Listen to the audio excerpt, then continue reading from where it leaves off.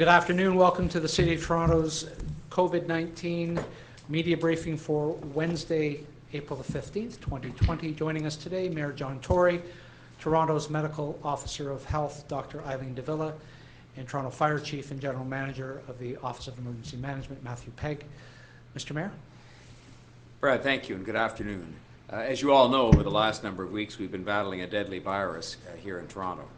We're doing everything we can as a team, as a municipal government and the Public Health Agency and many others who've been seconded to this war effort, as I call it, to confront COVID-19, with the focus being on protecting the health of the city and saving as many lives as we possibly can. And we've been joined all the way along in that fight by the Government of Canada, led by Prime Minister Trudeau, and by the Province of Ontario, led by Premier Doug Ford. We've all worked together throughout this crisis to save lives.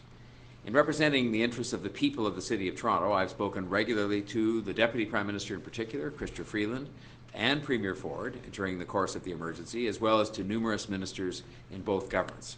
And we're all focused on helping people now and on rebuilding the economy and renewing the economy when this is over. But governments aren't alone in this fight against COVID-19. I'm very heartened by the fact that since the very early days of this pandemic, residents and businesses in the city have stepped forward to help. We're all in this together. City staff have received more than $1.5 million in donations so far in the form of contributions of personal protective equipment, food, and even household goods. We know people want to help the city's efforts in fighting COVID-19. It is the Toronto way. They want to help through community agencies to fight COVID, and many, in fact, want to volunteer. Today, I'm announcing that we've launched an online donation portal called DonateTO/COVID-19, and this is meant to serve as a one-stop shop for people who are looking to help with our efforts. Businesses and residents who are able to help can go to the site, which they will find through toronto.ca/COVID-19, to donate products, services, or money to the pandemic relief efforts. This will ensure that we're able to get donations to where they're needed the most as quickly as we possibly can. Some offers may be forwarded directly to our community agencies so that they can be received as quickly as possible by those agencies who are doing so much as our partners in the fight against COVID-19. While personal protective equipment remains most needed right now, including isolation gowns, level 2 and 3 surgical masks that meet Health Canada standards, thermometers, N95 respirators, we're also receiving donations from many companies to help with the city's food programs. These have come from a number of companies, including Metro, Sobeys, Loblaws, and Kraft Heinz. We've also received donations to our rapid rehousing project, including 2,084 units of cookware, dinnerware, towels, and bed linens from Hudson Bay, with a value of more than $300,000. Sleep Country donated more than $150,000 worth of mattresses and bases. And Winners, HomeSense, Unilever Canada, and Global Medic, in partnership with Procter & Gamble, have donated a variety of products to help us with the war effort, as I describe it.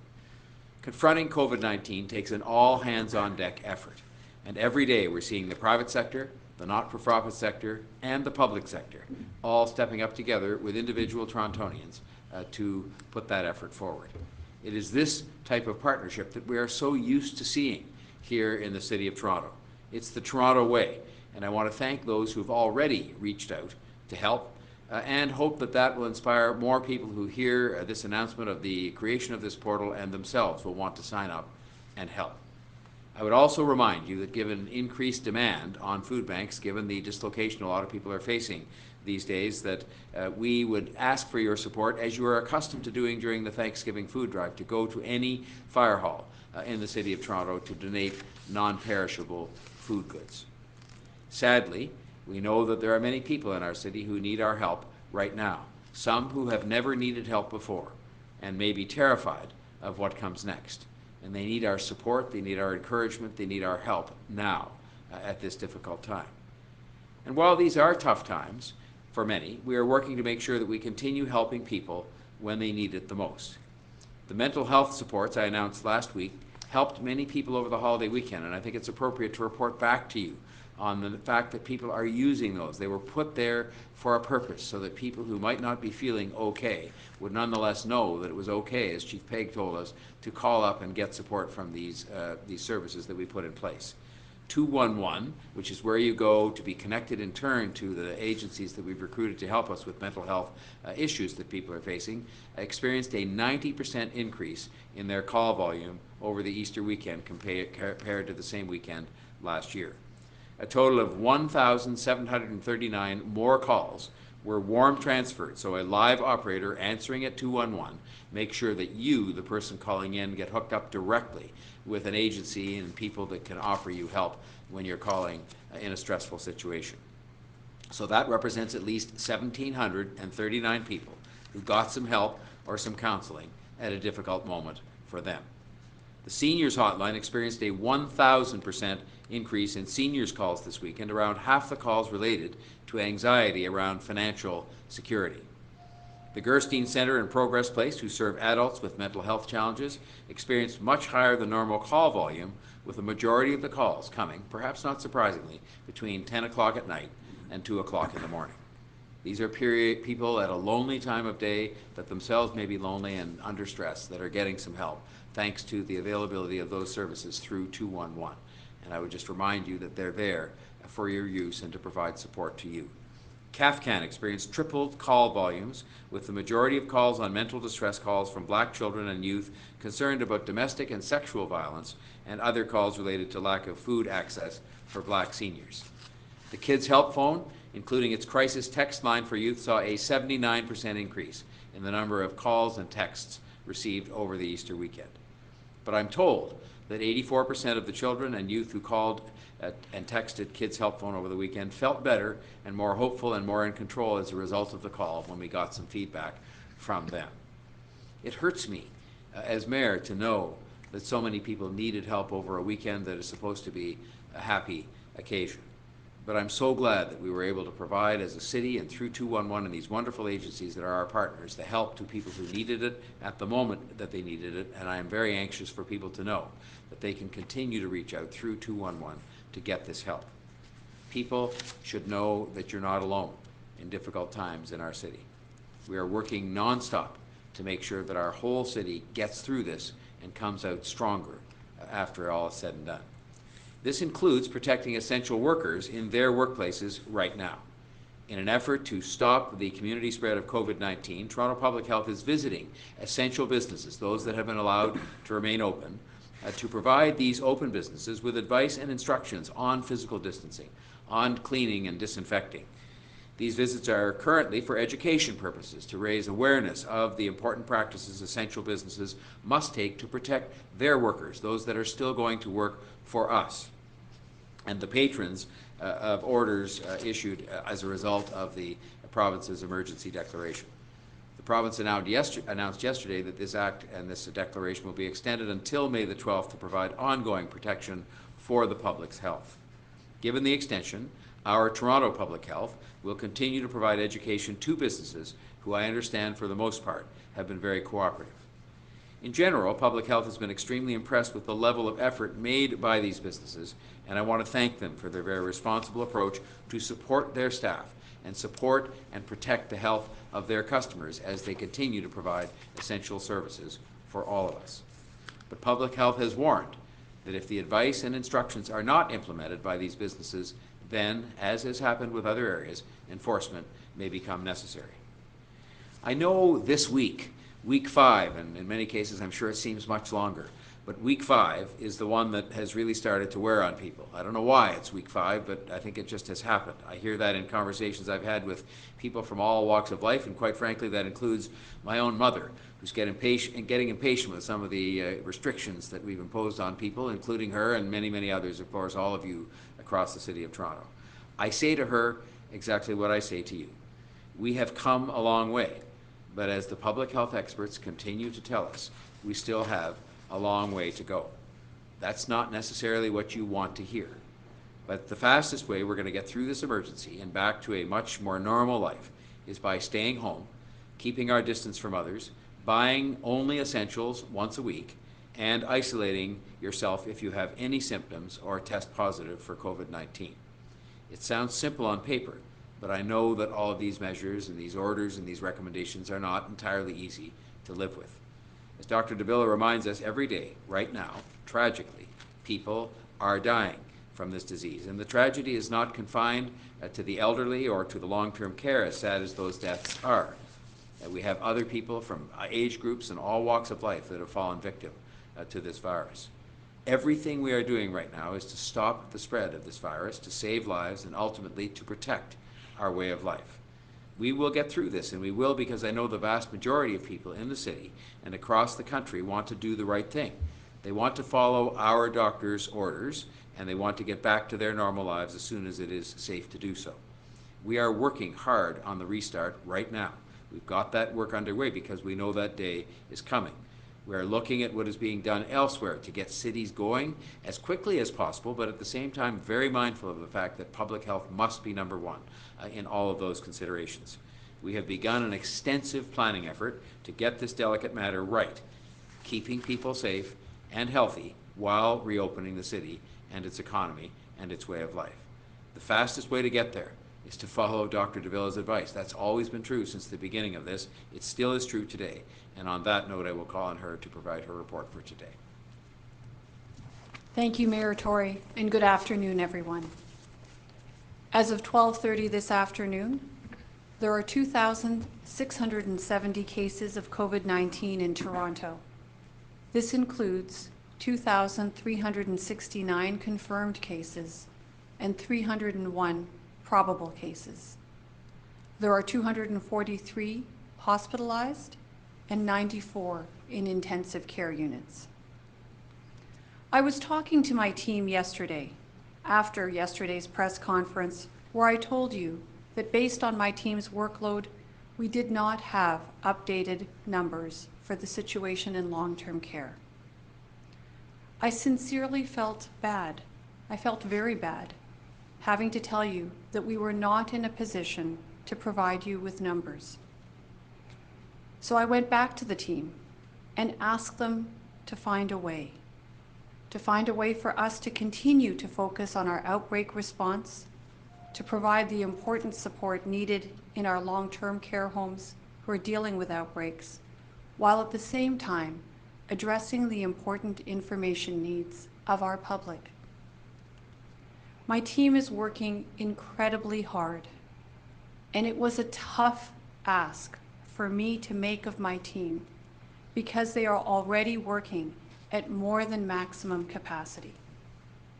However, as my team has done so many times before, they have risen to this occasion and figured out a workable solution to meet all the needs in a reasonable way.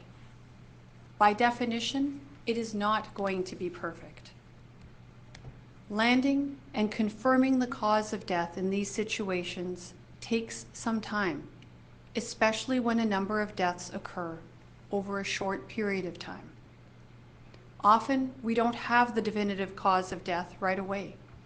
Sometimes this takes weeks to occur. This is why, when it comes to infectious disease outbreaks in long-term care and in other congregate settings, we don't always know the complete picture on cause of death until after the outbreak is declared over. This is often what we see in influenza outbreaks in long-term care homes, and it is what we are seeing now as we respond to local COVID-19 outbreaks. The difference between the current COVID-19 outbreaks in long-term care homes and what we experience in regular influenza outbreaks is that with influenza outbreaks, there is not as much public interest in the data in real time. As of 12:30 this afternoon, there are 41 COVID-19 outbreaks in long-term care homes in Toronto. I've been asked to provide specific updates on the situations at Eatonville Care Centre, at Kipling Acres, and at Seven Oaks. At Eatonville Care Centre, a privately run long-term care home, there have been approximately 54 cases of COVID-19 and 23 deaths.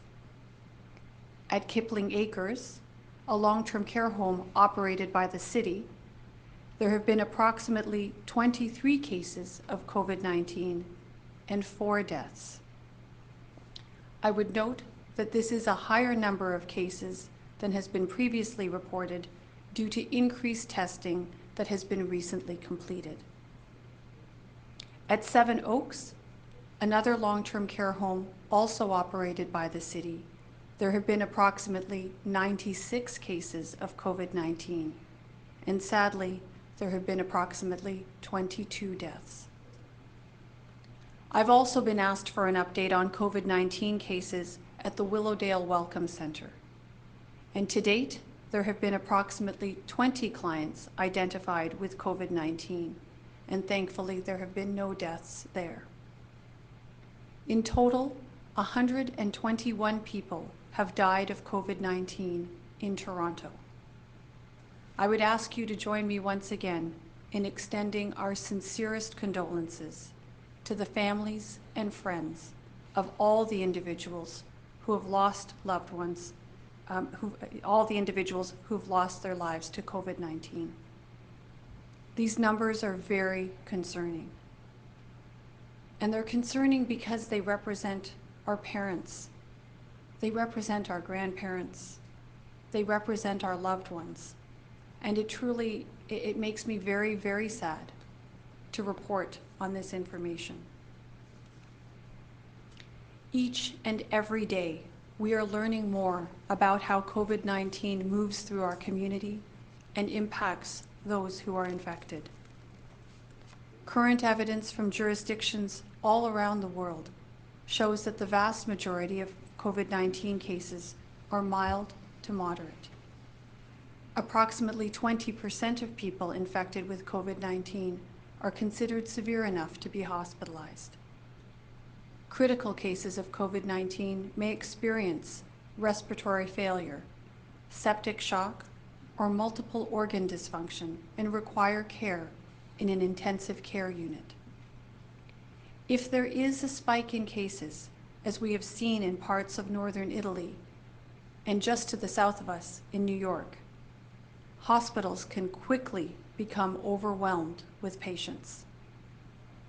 Healthcare workers in these areas are operating under incredibly stressful conditions, triaging and caring for patients, some of whom are quite literally hovering between life and death. I would like to take this moment to sincerely thank our health system partners in Toronto for the outstanding work they are doing each and every day. I especially want to acknowledge all those working in hospitals, whether in direct patient care or in one of the many essential support functions that it takes to run a hospital. I'd like to thank all these people for providing outstanding care throughout this unprecedented situation. Lastly, I would like to take a moment to sincerely thank my team at Toronto Public Health. They are making many personal sacrifices and working tirelessly to keep our city safe. I am truly, truly very, very proud to work alongside them and consider it the highest privilege of my career to be part of such a team of incredible professionals. To ensure that our essential workers remain healthy and can provide care for our city, we must continue to practice physical distancing. So please, continue to stay home, stay safe, and take care of each other. I'll now hand it over to Chief Pegg. Well, thank you, Dr. de Villa, and good afternoon. All aspects of Emergency Operations Center operations continue on a 24/7 basis to ensure that both critical and essential services are being provided without interruption. Our personal protective equipment levels remain stable today, and our team continues to work hard to source the equipment that we need on a go-forward basis. This afternoon, I'd like to respond to a few operational questions that we've received. Toronto Police are hearing concerns from some business owners who feel that their properties are potentially at risk of criminal activity given the reduced public traffic and customer flow. In response to these concerns, our police officers across the city are engaging with communities, providing assistance and education on how to take steps to protect businesses and property. Additional police patrols and enhanced police visibility is also occurring in order to deter crime. The Toronto Police Service continues to adapt to the changes the pandemic has brought about and is continuing to focus on being where the public needs them the most. As we all know, COVID-19 is placing extraordinary demands on many of our city staff, including our paramedics. When someone calls 911 during a medical emergency, during the COVID-19 situation, the emergency medical dispatcher that you speak to when you call 911 will ask a number of important screening questions to assist in determining the potential presence of COVID-19. In order to provide the right help, it is extremely important that callers clearly and honestly communicate their symptoms to the dispatcher. When paramedics arrive, here are a few things to remember to help protect everyone's health and safety. The arriving paramedics will conduct an initial assessment from 2 meters away from the patient in order to determine what specific personal protective equipment is required. We ask that you do not approach the paramedics until they have had time to complete this screening. The paramedic may ask the patient and/or others on the scene to put on a mask, which they will provide if required. When this happens, it is done to protect both the patient and the paramedics. Please respect physical distancing at all times by staying back at least 2 meters from our paramedics and our other first responders who are providing care to a patient. Toronto Paramedic Services continues to respond to medical emergency calls as normal and is committed to providing the best possible care to our community. If you'll permit me to step back into the fire chief role for a few minutes, I would like to update you on 2 tragic fires that occurred since our last press conference. At approximately 8:30 last night, Toronto Fire Services responded to a high-rise apartment fire on Rose Hill Avenue in the Yonge and St. Clair area. Unfortunately, during the course of search and rescue operations on the 29th floor, 1 occupant was located. Sadly, we received word overnight that this individual died as a result of their injuries. Further, shortly before 7:30 this morning, our crews also responded to a house fire on Taylor Drive in the Coxwell and O'Connor area of East York. During the course of search and rescue operations at this fire, 1 occupant was also located inside the home. Tragically, this occupant also died as a result of their injuries. First and foremost, I would like to extend my sincere condolences to family, friends, and all those impacted by these 2 tragic fires. As always, comprehensive investigations into the origin, cause, and circumstances of both fires are underway in collaboration with Toronto Police and with our colleagues from the Ontario Office of the Fire Marshal. As a city, we continue to provide the essential and critical services that our residents both need and rely on each and every day in Toronto. I'm proud of every member of our City of Toronto team who continues to work hard in support of our residents each day. Thank you. Thank you, Chief Pegg. We'll go to our first question. Just a reminder to everybody on the line that limit to 2 questions each as well. For those who are asking, Marianne Bedard from Shelter Support and Housing is on the line. If you do have a question, we can answer it that way. First question goes to Jennifer Pagliaro at the Toronto Star. Go ahead, Jen. Hi there. For Dr. de Villa, I appreciate your statement about the numbers concerning long-term care homes and the update on those 3 homes. I am just wondering, though, in terms of transparency, if there will come a point where we are able to see the numbers at each of those individual homes on a regular basis, because I think that's something that the public is looking for, and we're obviously hoping to provide those numbers to them. So thanks, Jennifer, and I appreciate that ask and interest on the part of the media and the public. That's exactly what I've asked the team to go back and take a look at. So today I was able to provide some numbers in respect of situations that are of particular interest. So we've provided those numbers, but the plan is to provide numbers in a fashion that people can go and look them up and see for themselves what's happening within long-term care homes.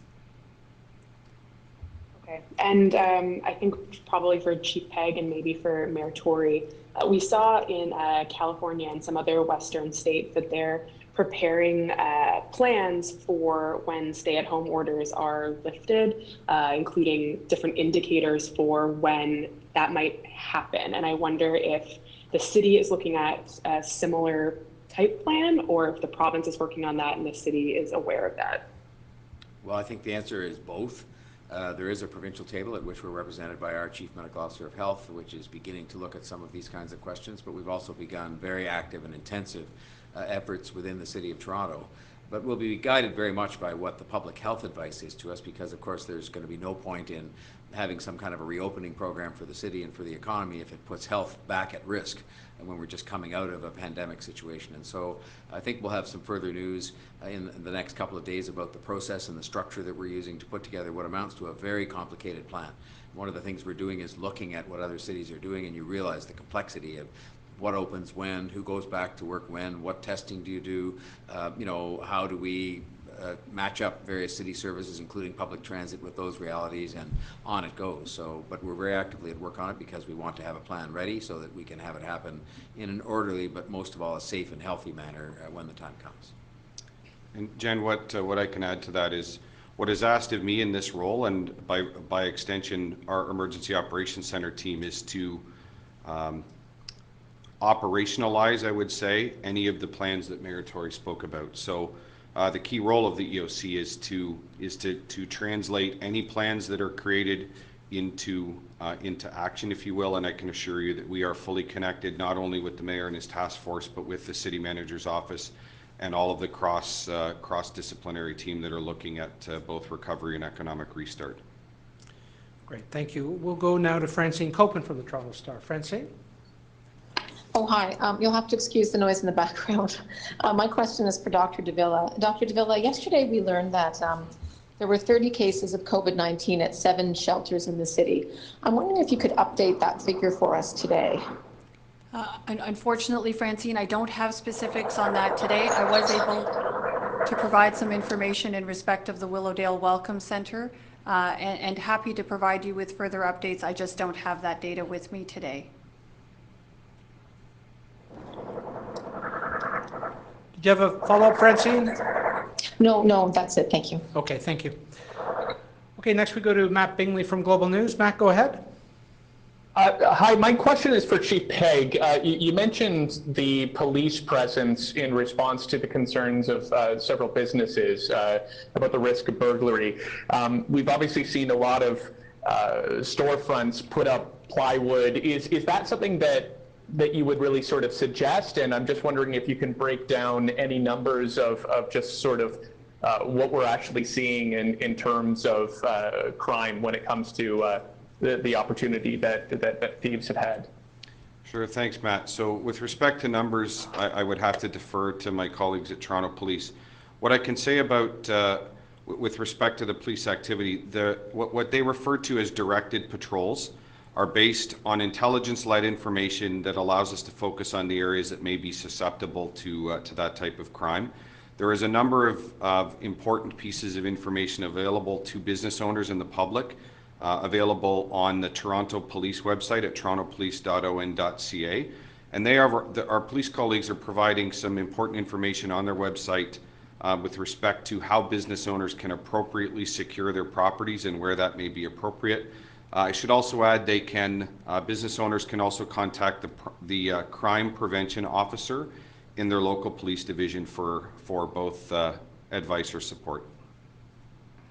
And to Dr. de Villa, thank you for the numbers. I'm just wondering, when it comes to just a more comprehensive look at who's being treated and some of the deaths that we've seen. Are you able to sort of tell us who were higher risk and break down who maybe a little bit younger and people that we wouldn't really sort of think of as being someone who would be in that long-term care home setting as part of a victimology here? So as I've mentioned earlier, I have asked my team to provide more data. How quickly they'll be able to provide that very broken down, very detailed level of analysis, I'll continue to work with them towards. I think in the first instance, what we're going to try to do is make sure that there is more broadly available to the public, including the members of the media, information around outbreaks, number of cases, and certainly numbers of deaths. As we are going to continue to focus, of course, on providing support to long-term care homes in outbreak, and that has to be another area of focus for us. As we are able to provide more resource to this, of course, we're interested in providing more detailed information. It helps to inform our actions, and certainly it helps to inform the public. But I think we're going to try to do this in a very graduated and responsible fashion, in a manner that meets the needs as best as possible, whether we're talking about information needs or the outbreak support needs within long-term care homes. Okay, thank you. Francine Copen does have a follow-up for Marianne Bedard, who's on the line. So Francine, please go ahead. Yes, for Marianne Bedard. This afternoon there was a protest at City Hall. They were socially distancing themselves from each other, but it was a protest. And I think what they were basically saying is that the city isn't moving fast enough to create social distancing in shelters. How do you respond to that criticism? Thank you for the question. I recognize that this is a time where people feel that we need to move very, very swiftly. And as I spoke of yesterday, that the city has engaged in a very swift and significant response. We have been able to move more than 1,000 people in just a matter of a few weeks, in addition to a number of other actions that are going on in the background to increase safety within the shelter system. I know it's very frustrating. I recognize that this is a very vulnerable group, but I can assure the public that we are moving with all urgency. Okay, thank you, Marianne. We'll now go to Scott Lightfoot from CTV News. Go ahead, Scott. Thanks, Brent. Question for Marianne, and if the mayor wants to jump in as well, he can.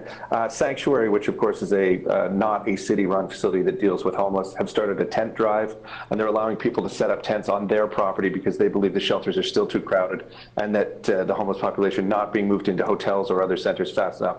What do you make of this idea of allowing people to camp out in tents at this point?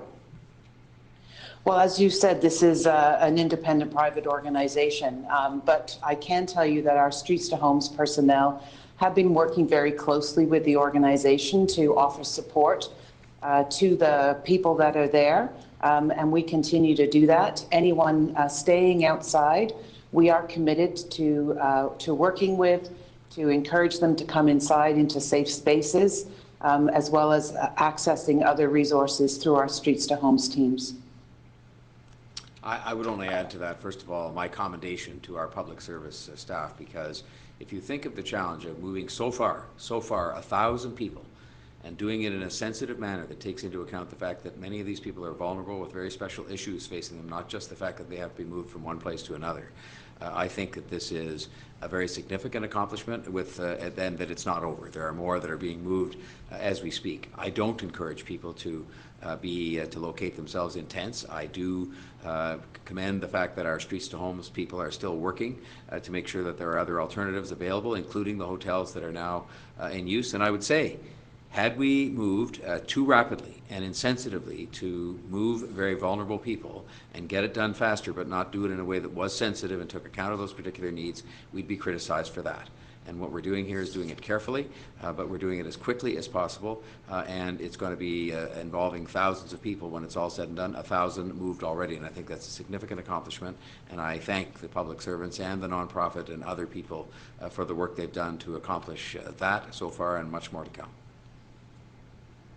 And for anyone on the table, because you're all involved in sort of the future planning of this, knowing what you know about how this virus spreads, community spread wise, do you expect that when restrictions start being relaxed, those relaxations could be different. I don't even think that's a word, but they could be different in Toronto versus other smaller communities just due to the number of people and the density of people in the city? Yes, I'll start off and perhaps my colleagues will add more. But I do think we have to consider the unique circumstances that we have here in the City of Toronto. That has to be part of the calculation. We are in a different situation. We have a different density. We have a number of different services, including a major public transit system, big businesses, large congregate settings. I think we have a number of unique circumstances in our city that will have to be taken into consideration. But I would imagine that all jurisdictions, as they seek to restore some degree of regularity into their own respective cities or towns, have to think about what the unique circumstances are and how to best manage that and balance out what is appropriate for public health and from a public health perspective, along with restoring, social life and economic life to our respective cities. I'll just say that we are working very closely in cooperation with other big cities. This city is as big as many or most of the provinces in Canada and has its own unique considerations, as Dr. de Villa said, including in particular something like the public transit system, which moves 1.5 million people every single day. And those are considerations other cities, or the province for that matter, don't have to take into account. But we'll be working hand in glove as well as we have throughout this with the province and with the federal government, because through collaboration we will get a better plan in the end. But we're going to have a Made in Toronto plan that is not only going to affect the needs and address, with the advice of our public health officials, the keeping people healthy and getting them back to work, but also getting people in a way that they can kind of celebrate the reopening of the city and shop local and dine local and do all those things to support a lot of these small businesses that have been very badly hurt. But we'll do it in a Made in Toronto way, because I think it's important given the unique characteristics of this city relative to any other place, frankly, in Canada.